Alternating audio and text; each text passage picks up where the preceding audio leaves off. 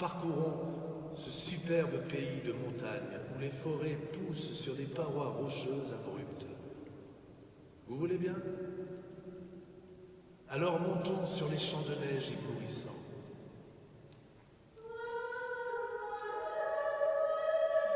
Et maintenant, redescendons dans les vertes prairies où les fleuves et les rivières s'écoulent en grondant comme s'ils avaient peur de ne pas arriver à temps à la mer pour y disparaître.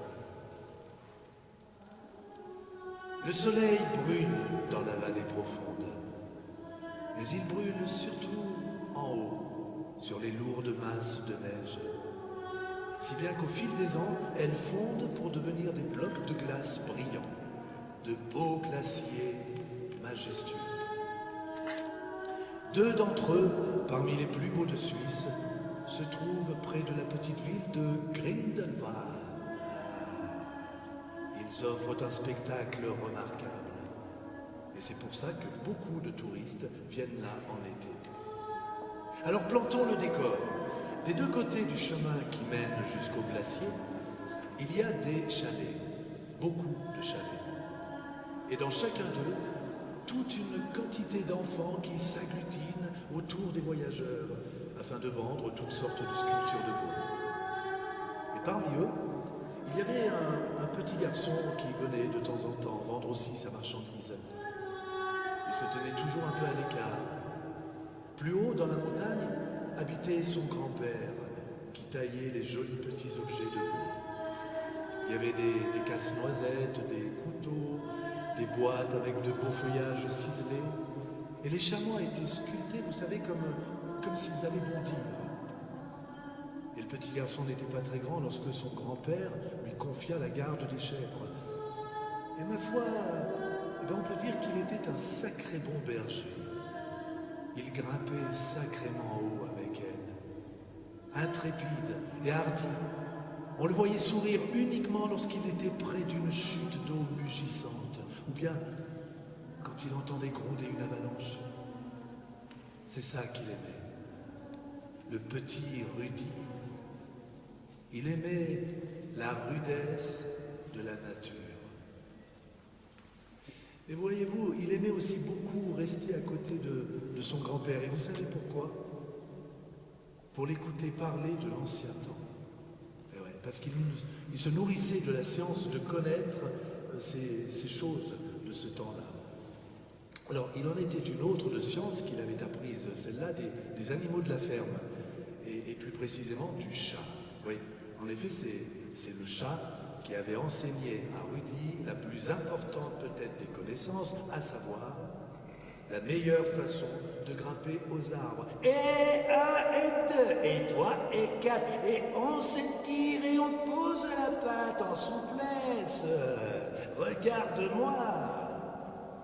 Et tout cela de façon la plus claire et la plus intelligible pour Rudy.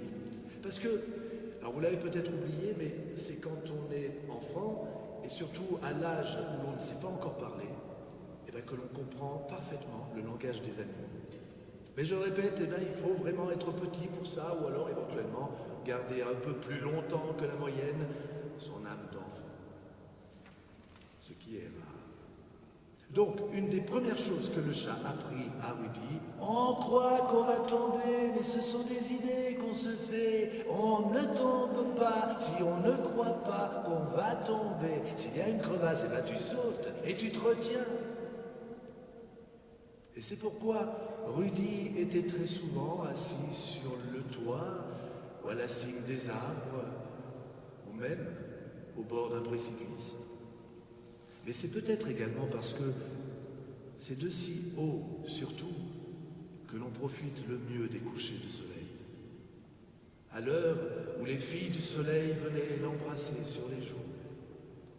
Et ainsi, le vertige avait beau faire, il n'avait aucun pouvoir sur Rudy. Alors, avant de poursuivre notre histoire, on va revenir un petit peu en arrière. Rudy, il avait à peine 1 an lorsque son père mourut. Sa mère voulut rejoindre son père, qui habitait donc Grindelwald.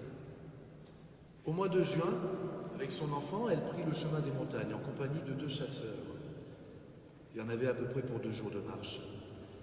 Et il ne leur restait plus qu'une seule difficulté à franchir, c'était traverser la partie supérieure d'un des 2 glaciers dont j'ai parlé tout à l'heure. La neige était fraîche, on était au mois de juin, elle cachait une crevasse. La jeune femme qui portait son enfant glissa et disparut soudainement. Pas un cri, pas même un soupir, seulement peut-être à bien y prêter l'oreille. On dirait le pleur d'un enfant. Et c'est grâce à ce léger cri de vie que l'on parvint à les sortir de la crevasse. Et si tout fut tenté pour les sauver, on arriva malheureusement à rappeler à la vie que l'enfant, Rudy. Et donc c'est depuis ce jour que le vieux grand-père éleva seul son petit-fils. Alors ce petit bonhomme qui riait plus qu'il ne pleurait quand il était encore comme nourrisson, avait perdu cette habitude depuis son séjour dans la faille du glacier. Mais ça ne surprenait absolument pas les gens du coin. Non, car à l'époque, aucun n'aurait mis en doute le fait que c'est sous les glaciers de Grindelwald que vit la Vierge des Glaces. Créature, moitié fille de l'air, moitié puissance souveraine de la rivière. À moi.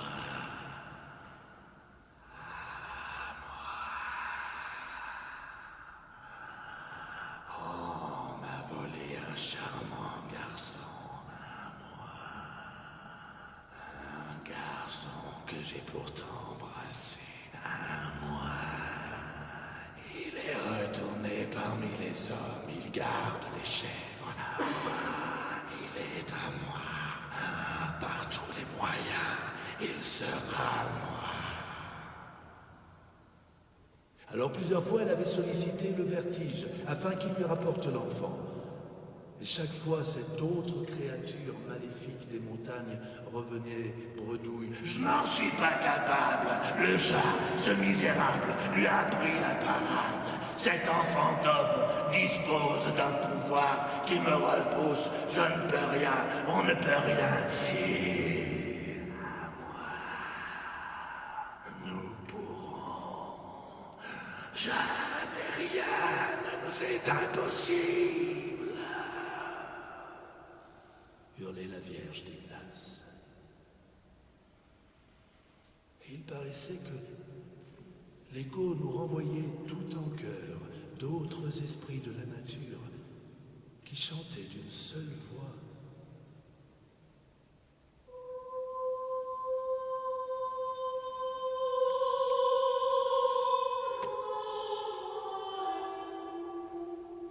C'étaient les filles des rayons de soleil. Douces, affectueuses.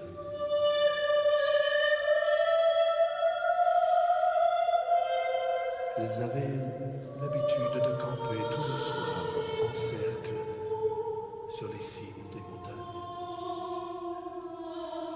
Elles étendaient leurs ailes roses à mesure que le soleil se couchait. Elles aimaient les fleurs. Elles aimaient les papillons.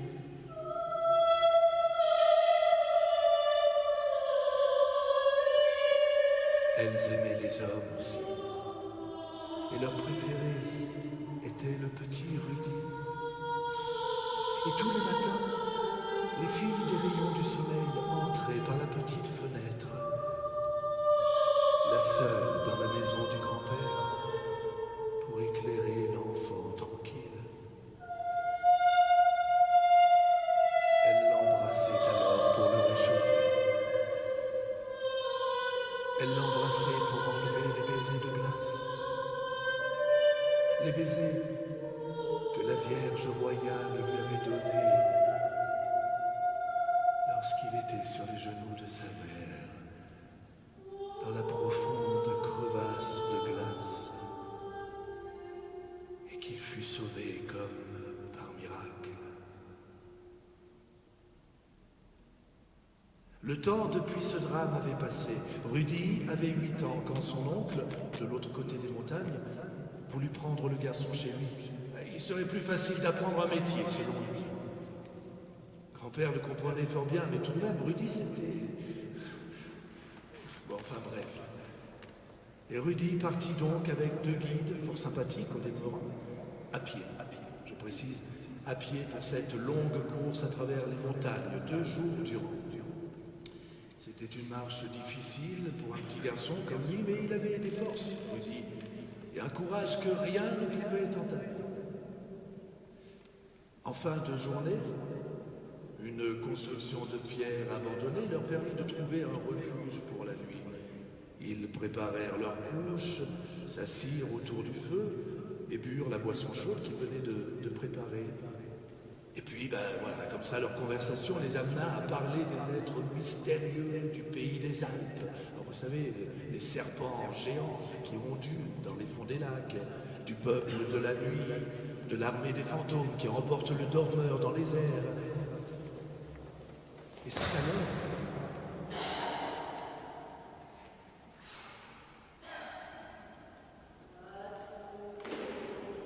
au moment où il parlait du berger qui fait paître ses brebis noires dans la prairie, Rudy crut percevoir une sorte de bêlement là, tout près d'eux. Les deux hommes l'entendirent aussi. Ils écoutèrent et dirent au garçon de ne surtout pas dormir.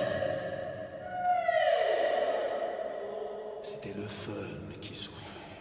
Ce vent violent qui se précipite des montagnes dans la vallée et dont la violence brise tout sur son passage.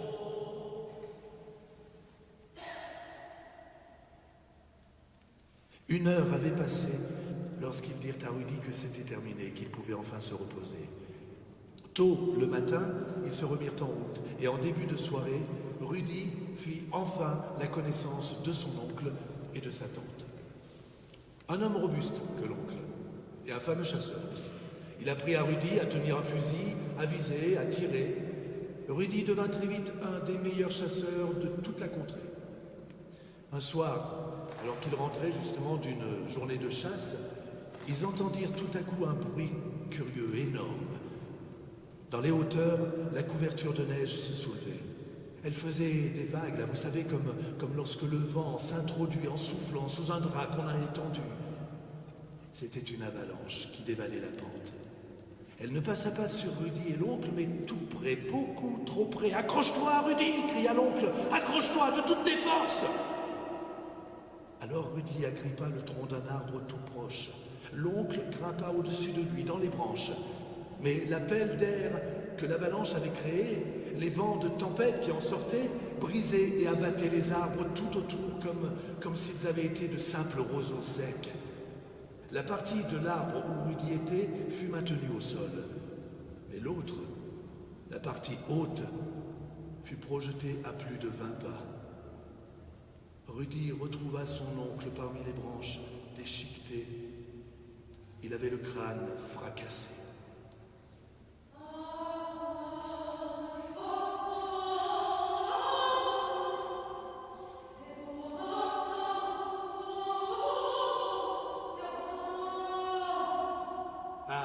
Qui est le meilleur tireur du canton de la vallée? Ça, les chamois le savaient bien. Attention, voilà Rudy, planquez-vous!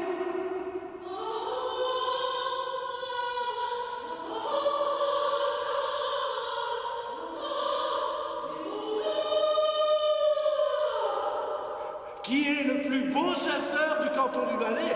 Ça, c'est Rudy, criaient les filles. Mais là, voyez-vous, elles ne disaient pas « faites attention à Rudy ». Non, que non. Cela, même les mères sérieuses ne le disaient pas. Parce que, voyez-vous, Rudy était un fort beau parti, comme on disait à l'époque. À la danse, c'était le danseur dont toutes les filles rêvaient. « Il m'a embrassé en dansant !» dit un jour Annette, la fille du maître d'école, à sa meilleure amie. Et oui, parce que ces choses-là ne sont pas faciles à cacher pour soi. Et il avait effectivement embrassé Annette. Et pourtant, ce n'était pas elle qui était la fleur de son cœur. Non. En bas, dans la vallée, dans le canton de Vaud, se trouve une bourgade qui porte le nom de Bex. P-E-X. Et c'est là-ci qu'habitait un riche meunier. Et comble de joie pour Rudy, la fille de ce riche meunier était dessinée dans son cœur. La ravissante Babette, qui n'en savait rien, elle. Non, ils n'avaient jamais échangé ne serait-ce que 2 mots. Et voilà qu'un jour, Rudy eut une course à faire à Bex. Il s'acquitta de sa commission, mais avant de repartir, il fit un petit tour en passant, là, devant le moulin, comme ça, l'air de rien, mais il ne vit personne. Donc il repart, mais sur le chemin du retour, on sent que ça le travaille. Il demeure silencieux. Mais néanmoins, ses pensées allaient bon train. Je vous dévoile le sujet de ses réflexions, le bonheur de sa vie. Et tout à coup, ne jamais abandonner, car on ne tombe pas si on ne croit pas qu'on va tomber. Et alors il se mit à rire en repensant au chat de grand-père. Et plein de courage, il retourna au moulin. Dorénavant, il savait ce qu'il voulait. Il voulait Babette. Il frappe à la porte, personne n'ouvre. Seul le chat de la maison fait le gros dos en répétant plusieurs fois des miaou, miaou, miaou. Mais Rudy ne fait pas attention à ce discours. Bien sûr que non. Alors je sais que vous allez me dire, car jusqu'à présent vous avez été très attentif. Vous savez que Rudy, s'il avait conservé un petit peu, passionnément, ou à la folie, une once de son âme d'enfant, il aurait tout de suite traduit ce que ces miaou voulaient dire. Il n'y a personne à la maison, je te dis. Le patron est en voyage, loin de là. Dans la ville d'Interlaken. Et c'est par hasard, le lendemain matin, que Rudy apprit où se trouvait l'amour de ses pensées. À Interlaken. Interlaken qui signifie quoi? Ah! Entre les lacs. Ouh, mais c'est loin d'ici, ça, Interlaken. C'est loin d'ici, mais malheureusement, c'est là que sont le meunier et sa fille, Babette, pour un grand concours de tir. Babette est à Interlaken, soit. Ça représente des jours de voyage par la route, soit. Mais c'est pas si loin que ça si on coupe en passant par la montagne. Et puis, j'ai déjà pris ce chemin, se dit encore Rudy. C'est ma région d'origine, là où j'étais quand j'étais petit, auprès de grand-père. Et nous voilà partis pour Interlaken, tout droit, par la montagne.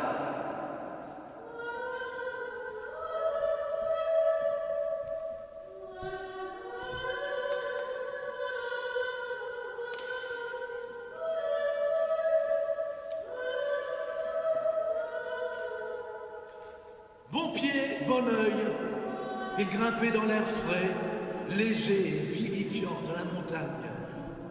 Alors que la vallée derrière lui s'enfonçait de plus en plus, l'horizon devant lui s'élargissait. Ici, un sommet enneigé. Et là, un sommet enneigé. Partout une multitude de sommets enneigés. Il franchit la crête. Les pâturages descendent maintenant vers le village de son enfance. L'air est léger, et son cœur, rempli de la pensée caractéristique de la jeunesse. On ne vieillira jamais, on ne mourra jamais. Jouir de la vie, léger.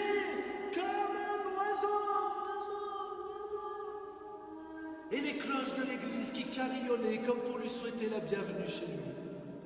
Il emprunte le chemin où, gamin, il attendait de vendre ses objets de bois. Tiens, la maison de grand-père, c'est là Elle est toujours là, bien sûr, mais ce sont des inconnus qui y habitent maintenant. C'est vraiment une ville superbe, Interlaken, pensa Rudy. Quelle foule, quel fourmillement de messieurs et dames bien habillés. Il en était venu même des pays étrangers. Il y avait de la musique, il y avait des chants, des cris. Les maisons étaient toutes décorées. Des étendards flottaient aux fenêtres, au balcon de chaque maison. Les tireurs se pressaient maintenant pour le concours de tir. Rudy fut bientôt parmi eux. Et ce fut lui, le plus habile de tous. Qui est donc ce tout jeune chasseur inconnu, demandait-on. Il parle la langue française comme on la parle dans le canton du Valais, faisaient remarquer certains. Il paraît qu'il a vécu près de Grindelwald quand il était enfant, disaient les autres. Rudy était fêté comme un héros national quand il sentit à un moment une main là, bien lourde se poser sur son épaule. « Vous êtes du canton du Valais ?» Rudy se retourne et voit le visage rouge et réjoui d'un individu corpulent.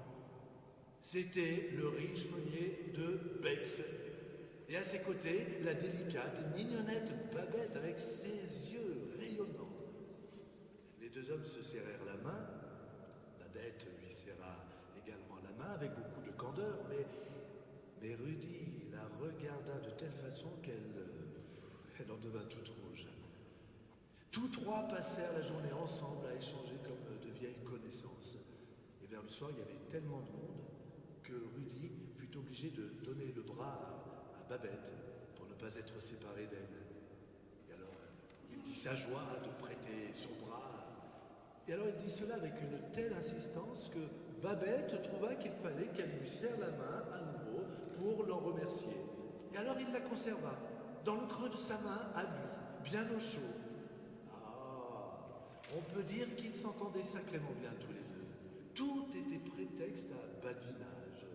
Et alors, bien sûr, tout ce que disait Babette semblait être de la plus grande importance pour Rudy. Et oui. Et lui, quand ce fut son tour de parler à nouveau, il raconta qu'il avait souvent été à Bex, qu'il connaissait bien le moulin, et qu'il l'avait souvent vu. Elle, Babette, de loin, naturellement. Il dit encore tellement de choses. Comme quoi, il l'appréciait beaucoup. Elle, Babette. Et que même, il l'appréciait tellement. Elle, Babette. Que c'était à cause d'elle, Babette. Et non à cause du concours de tir qu'il était là.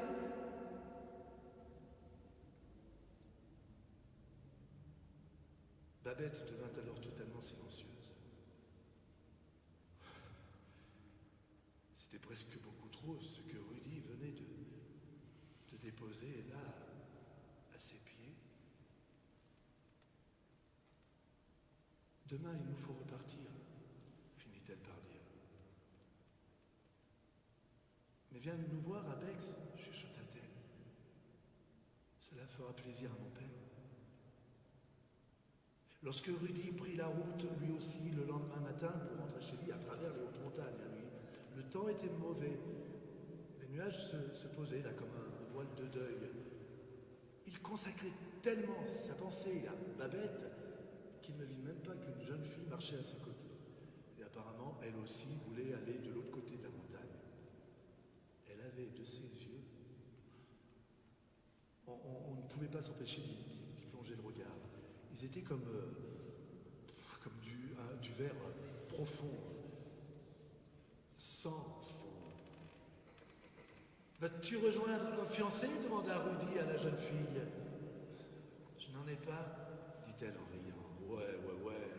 À la façon dont elle le dit, on était en droit de penser qu'elle ne disait pas la vérité. Prenons à gauche, ce sera plus court, dit-elle à Rudy comme ça. Ah bah oui, c'est sûr, il n'y a pas mieux si on veut tomber dans la crevasse, répondit Rudy.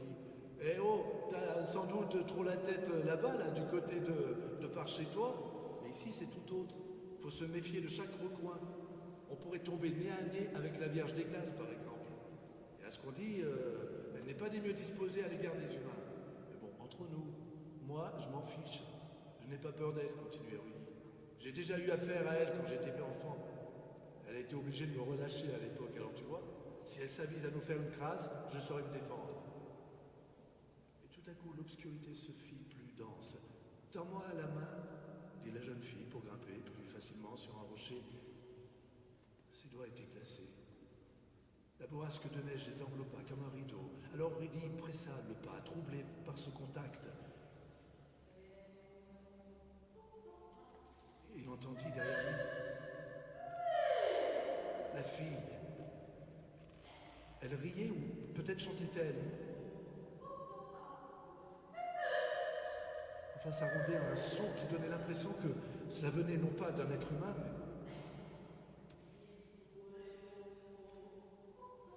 Alors il pressa encore un peu plus le pas et finit par la distancer.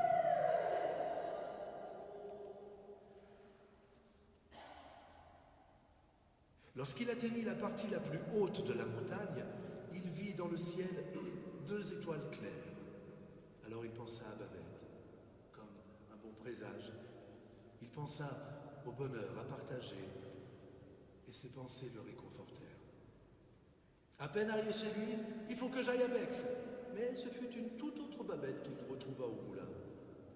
Elle était devenue bien silencieuse. Et pourtant ses yeux parlaient pour elle.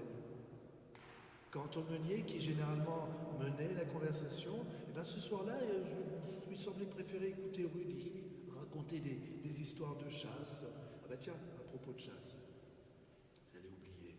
Un nouveau sujet de conversation qui animait alors la ville de Bex depuis 3 jours, un nid d'aigle construit sur le bord d'un rocher en saillie. Il y avait un oisillon là-haut qu'on ne pouvait pas attraper, bien sûr.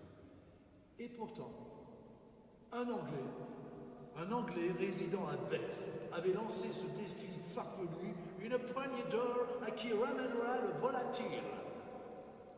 La soirée chez le meunier se poursuivit, riche en paroles, riche en vin. Il était plus de minuit lorsque Rudy repartit.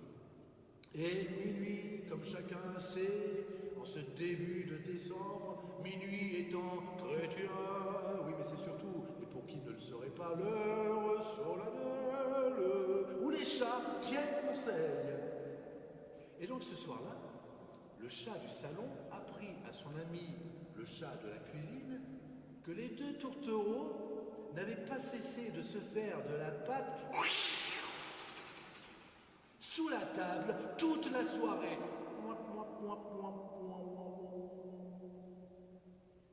À peine 2 jours plus tard, quand l'omnibus franchit avec fracas le pont du Rhône entre le canton du Valais et celui de Vaud, Rudy était dedans, plein de courage comme toujours, mais, et surtout, ce jour-là, il était plein du courage qu'il invoquait pour demander la main de la belle Babette à son meunier de père. Et voilà comment cela s'est passé. Toujours selon le petit conciliabule nocturne entre les 2 chats. Alors je m'aperçois que heureusement que j'ai gardé mon âme d'enfant. Parce qu'il y avait 2 pages de miaou miaou, et sincèrement on n'aurait rien compris si je vous avais fait la lecture des miaou miaou miaou miaou miaou miaou. Donc voilà comment ça s'est passé.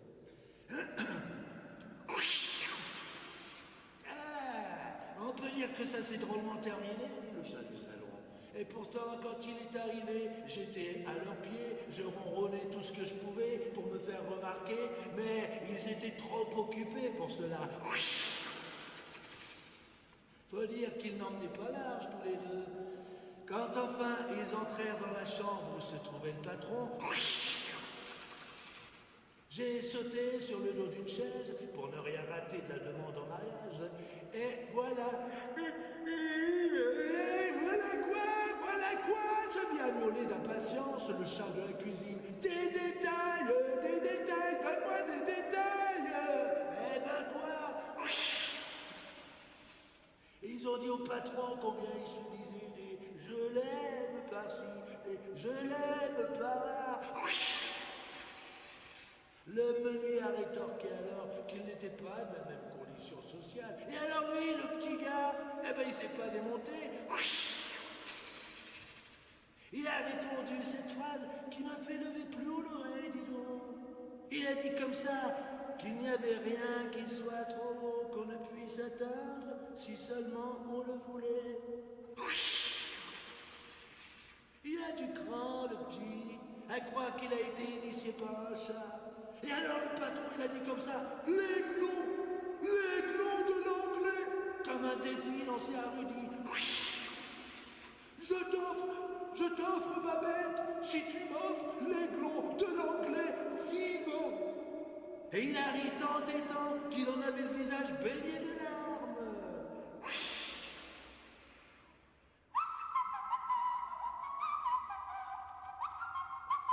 Alors sur un sentier de montagne, celui qui siffle aussi joyeusement, eh ben c'est Rudy. Rudy qui se rend chez son ami Vesinor. Il faut que tu m'aides. On s'arrêtera aussi chez Ragli. On ne sera pas de trop à trois. Et alors, il les met dans la confidence. Je vais me marier à condition de rapporter l'aiglon de l'anglais. Ouh, tu vas surtout te casser le cou, lui répondirent ses amis. Non, messieurs, non, car on ne tombe pas si on ne croit pas qu'on va tomber, dit Rudy. À minuit, ils partirent avec des perches, des échelles, des cordes.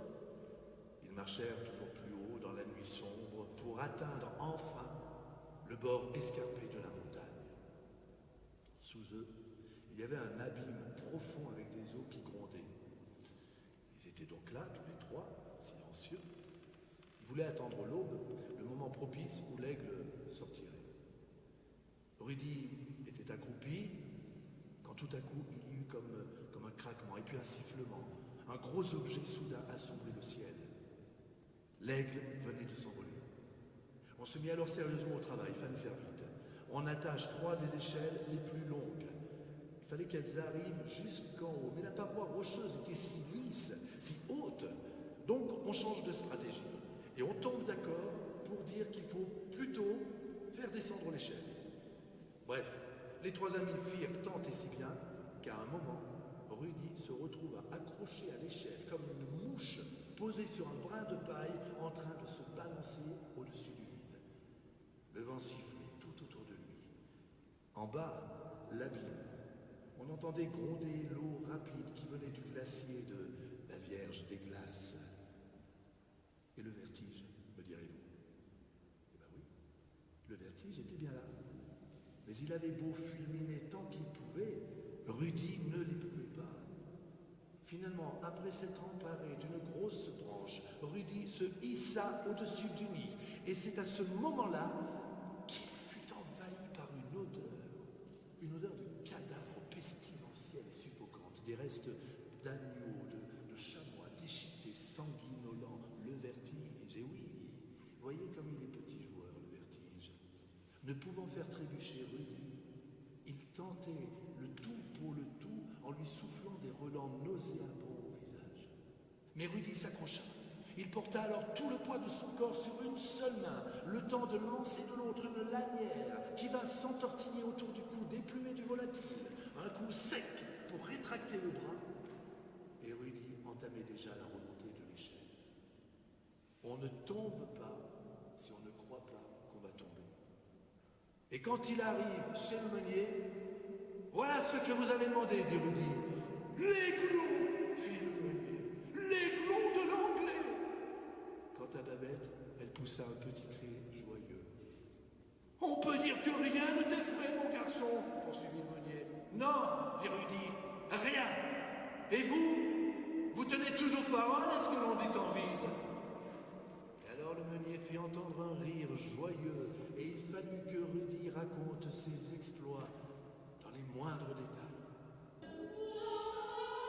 Le vent faisait tourbillonner les feuilles brunes.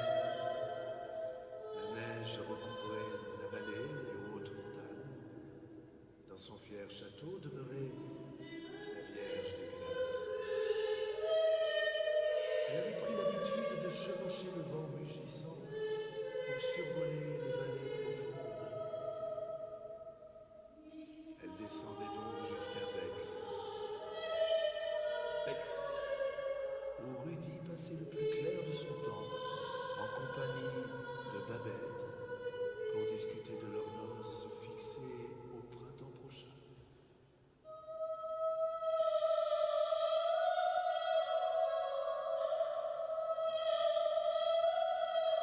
Et le printemps fut vite là. On le voyait déployer sa guirlande de sève sur quasiment tous les arbres. Le printemps était là, dans les vallées, sur les rives du lac, le long du Rhône qui coule impétueux depuis sa source sous le glacier, le fameux glacier vert. La Vierge des Glaces se faisait porter par le vent le plus haut possible dans les montagnes afin de plonger plus facilement son regard perçant dans les profonde vallée. Vermine, une boule de neige qui roule, et vos maisons, vos villes anéanties. Vermine, une boule de neige qui roule, et plus rien de vous effacé.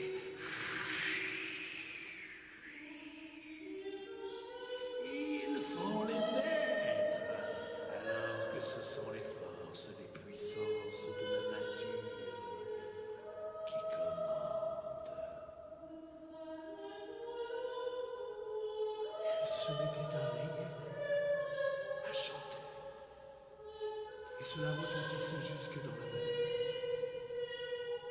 Une avalanche, disaient les hommes, une avalanche.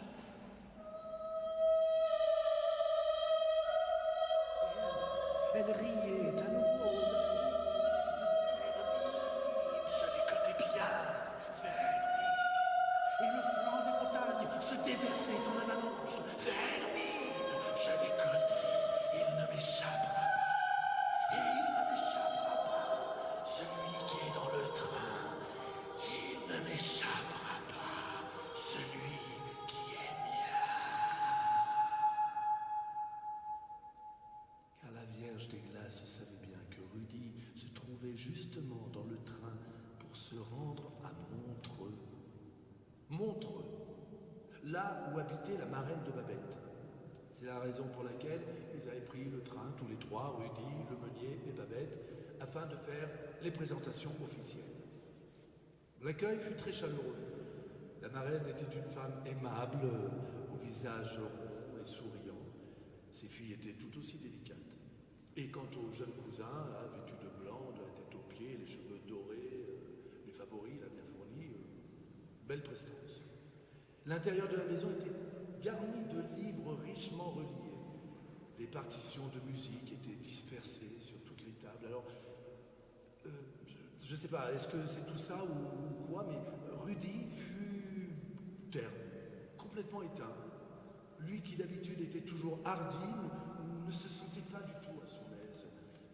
Alors à un moment, ils descendirent, là, se promener du côté de Chillon, où il y a un vieux château sinistre qui offrait à visiter. On pouvait voir un poteau de tortue. Et il y avait aussi des cachots morbides dans lesquels sont morts de nombreux prisonniers. Il y avait des trappes par où on précipitait les malheureux pour qu'ils s'empalent sur des pics de fer. Alors certes, c'est un lieu de supplice que le chant du poète Byron avait élevé jusqu'au monde de la poésie, mais bon, c'était quand même un lieu de supplice, hein, pas forcément propice au bonheur de futurs mariés. Et quant au cousin, elle le trouvait parfait. Oui, en effet, hein, répondit Rudy, il est parfaitement impertinent. Et c'est la première fois que Rudy disait quelque chose que Babette n'aimait pas.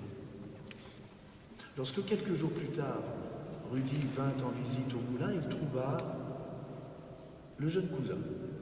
Il était là, toujours le même, hein, de blanc vêtu, les cheveux bien en arrière, là, les favoris toujours aussi bien fournis. Mais qu'est-ce qu'il fait là? Rudy était jaloux. Et forcément, cette jalousie n'était pas pour déplaire à Babette. Hein. L'amour était encore un jeu pour elle. Plus il avait l'air sombre, et plus ses yeux, à elle, pétillaient. En début de soirée, le cousin prit tout de même le chemin du retour. Mais alors, est-ce que c'est par hardiesse, par insouciance ou par jeu? Il revint sur ses pas. Il grimpa dans le tilleul, dont les branches approchaient la fenêtre de la chambre de Babette, et il se mit à imiter la chouette. Alors pourquoi la chouette? Lorsque Babette comprit qui cela pouvait être, son cœur se mit à battre sous le coup de la frayeur, mais surtout sous le coup de plein de colère. Elle éteignit rapidement la lumière, vérifia en tâtonnant que tous les loquets de la fenêtre étaient bien fermés, et elle laissa le cousin claudiner, là, faire sa chouette. Heureusement que Rudy était parti, pensa-t-elle. Eh oui, Rudy était parti, en effet. Mais lui aussi était revenu. Là, dehors, on entend des voix des deux hommes, portées haut, des paroles de colère. Ça sent la bagarre. Dans sa frayeur, Babette ouvre la fenêtre, crie le nom de Rudy et le prie de s'en aller. Quoi, c'est moi qui dois partir? Vous avez donc rendez-vous tous les deux, lui répond-il en colère. Tu devrais avoir honte. Et toi, t'es abominable de penser ça. Je te hais, dit-elle. Va-t'en. Elle se jeta sur le lit en pleurs. Je t'aime tellement, Rudy, je t'aime. Comment peux-tu penser du mal de moi? Rudy s'en alla, les joues, le cœur en feu. Il prit le chemin des montagnes, là où l'air frais revigore, là où était la neige. Plein d'ardeur, due à la rage, il finit par se retrouver devant la paroi rocheuse, vous savez, où quelques mois plus tôt, il avait risqué sa vie pour apporter l'aiglon. La pluie se mit alors à tomber à verse. Il ressentait une soif brûlante, il avait la tête en feu, tous les membres parcourus par le froid. Les objets tremblaient devant ses yeux. Et tout à coup, il vit brusquement ce qu'il n'avait jamais vu auparavant, une maison basse qui s'appuyait sur le rocher. Et là, sur le pas de la porte, il y a une jeune fille. Il reconnaît tout de suite la jeune fille qui avait partagé un brin de chemin le soir du concours de tir à Interlaken. « Mais qu'est-ce que tu fais ici » demanda-t-il. « Je suis chez moi, dit-elle. Je garde mon troupeau. »« Ton troupeau ? Mais où est-ce qu'il est, ton troupeau ? Il n'y a que de la neige, il n'y a que des rochers. »« Tu sais bien, dit-elle en riant, en contrebas, il y a un beau pâturage en contrebas. J'en prends soin de mon troupeau. Je ne perds pas une seule bête de mon beau troupeau. Ce qui est à moi reste à moi. J'ai terriblement soif, cria Rudy à bout de force. Alors elle lui offrit du vin, et tout à coup une ardeur s'empara de lui, comme si tous ses soucis, tout son abattement s'était évaporé. « Ah non, c'est Annette, s'écria-t-il dans son délire. Et en effet, il crut reconnaître la jeune fille à qui il avait donné un baiser le soir de bal. « Rends-moi mon baiser, Annette, rends-moi ton baiser, je veux le baiser, en échange de cette belle bague alors que tu portes au doigt. »« Quoi, ma bague de fiançailles ?»« Oui, dit la jeune fille, et elle lui versa un autre verre de vin qu'il porta à ses lèvres. La joie de vivre se répandit à flots dans son sang. Le monde entier lui appartenait, pensait-il. Et alors il entoura la belle de ses bras, plongea le regard dans ses merveilleux yeux limpides. Cela ne dura qu'une seconde. Une petite seconde, mais est-ce là la vie de l'esprit ou celle de la mort qui le remplit? La belle lui donna un baiser qui le glaça depuis la colonne vertébrale jusqu'au front. Il poussa un cri de douleur et tomba. Quand il ouvrit à nouveau les yeux, la belle avait disparu. La cabane, elle aussi, avait disparu. Rudy tremblait de froid, trempé jusqu'aux os. Et sa bague avait disparu. La bague de fiançailles que Babette lui avait donnée. Et alors pendant ce temps, dans la maison du meunier... Ah, c'est effrayant ce qu'ils font comme histoire, ces humains, dit le chat du salon au chat de la cuisine. Ouais, que ça va plus entre Babette et Rudy, elle pleure sans cesse depuis des jours. Oh, comme c'est triste! Ne put s'empêcher de dire le chat de la cuisine, qui en fait, sous ses airs rustres, était beaucoup plus sentimental. J'aime pas ça! Moi non plus, répliqua le chat du salon. Moi non plus, j'aime pas ça. Mais je m'en fais, ça me fait aucune peine, dit-il. Et les deux compères mirent à propos cette réflexion pour se laisser aller. Ah, nous sommes.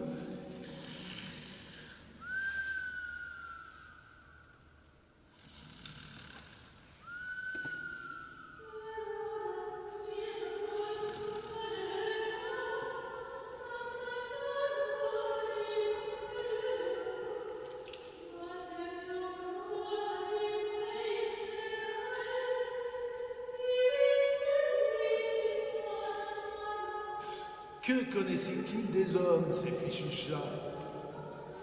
Pauvres de nous, plutôt, qui sommes de simples jouets des puissances mauvaises qui nous ballottent à leur gré. Rudy en avait fait le constat. Que s'était-il passé là-haut sur la montagne? Était-ce des visions? Ou le délire dû à la fièvre? Jamais auparavant il n'avait connu la maladie. Il ne savait pas ce qu'on pouvait éprouver. Alors bien sûr, il était disposé à redescendre à Bex. Pourrait-il tout confesser à Babette? Les pensées qu'il avait eues au moment de la tentation et qui pouvaient se transformer en acte. Et elle, de son côté, pourrait-elle se confier à lui? Et son cœur était sur le point de se déchirer lorsqu'il pensait à elle. Il la voyait en chair et en os. Il entendait son rire cristallin. Combien de souvenirs agréables se dressaient. On peut dire que leur amour était pour la première fois mis à rude épreuve. Mais Rudy se décida tout de même à dévaler le flanc de la montagne jusqu'au moulin, aussi rapide qu'un chamois. Il arriva, on se confessa, on versa nombre de litres de larmes, et puis, on s'entremêla les doigts, et puis un petit baiser en entraîna un second, et puis un troisième, et puis c'est Rudy finalement qui fut convaincu de pécher, oui. Sa grande faute avait été de douter de la fidélité de Babette, ce qui était presque abominable de sa part. C'est pour ça que Babette se permit un petit sermon. Elle y trouva du plaisir, sans aucun doute. On ne naît pas femme pour rien. Aurait dû écrire Andersen. J'avoue, c'est de moi. Mais ce moment d'autorité la rendait tellement belle. Aurait-il poursuivi alors? Mais c'est de moi. Tout était donc à nouveau réglé sur le diapason d'un mutuel bonheur. Et en effet, le plus grand des bonheurs pour Rudy et Babette approchait justement le jour des noces qui devaient être célébrées dans la petite église de Montreux. Montreux. C'est pas possible, Montreux. Pourquoi? Mais ils ne vont pas se marier quand même à Montreux, pas après ce qui s'est passé. Mais le meunier insistait, car il était le seul à savoir ce que la marraine avait destiné aux jeunes mariés. Et, disait-il, c'est un cadeau de mariage qui vaut largement la peine de ce sacrifice-là. Au dehors, les Alpes étaient flamboyantes. La cloche du soir sonnait. Les nuages descendaient gentiment dans la vallée. Ils formaient pourtant de drôles de silhouettes pour s'étendre ensuite sur le Rhône. Le vertige était là. On sentait bien qu'il tournait en rond sur le fleuve, formant de rugissants tourbillons. Et les étranges nuages blancs, esprits des forces de la nature, naviguaient par groupes devant la Vierge des Glaces.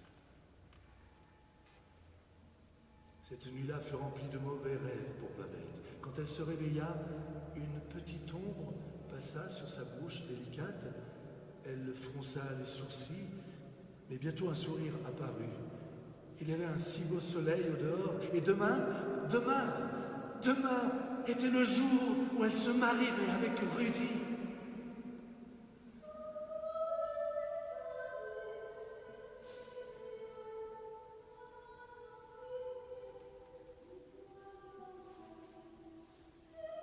Le soir tombait.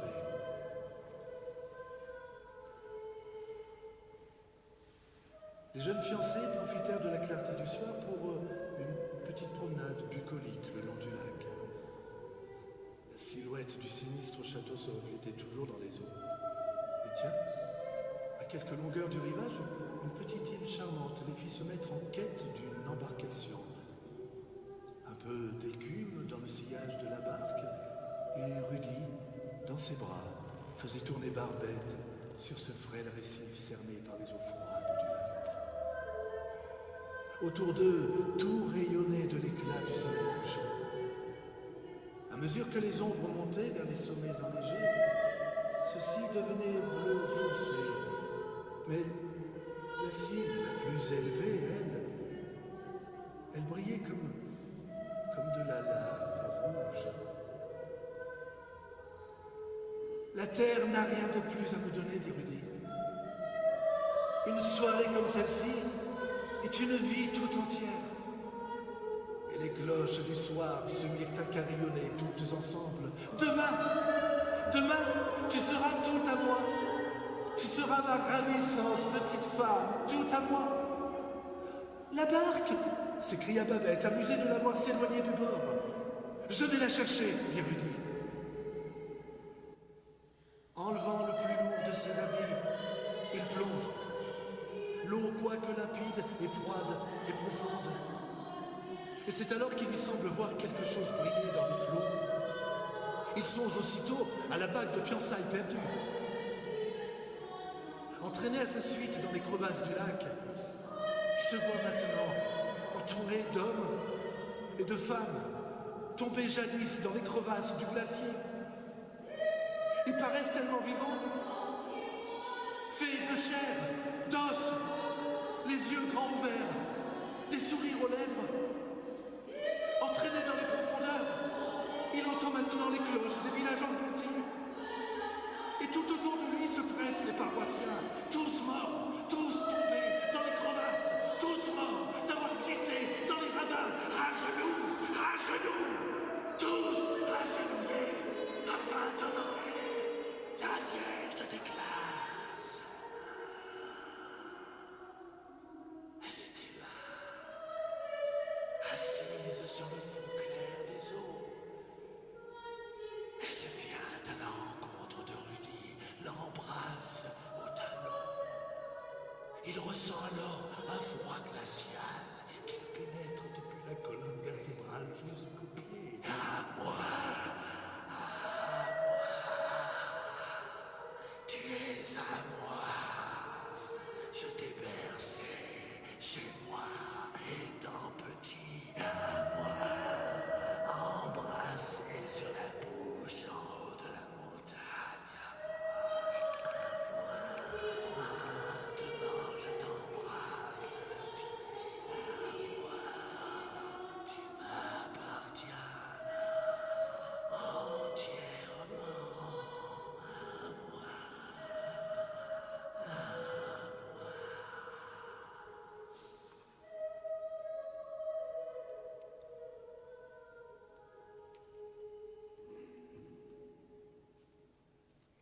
Le baiser glacial de la mort venait d'emporter Rudy.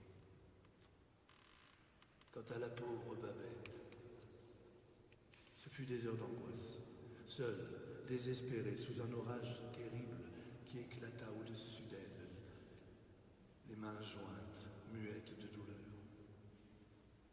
Ce n'est que le lendemain matin qu'on entendit depuis la côte les cris désespérés de la fiancée. Depuis, de nombreuses années sont passées. Babette, la fille du meunier de Bex, a coulé des jours tranquilles, sa vie durant. Mais tellement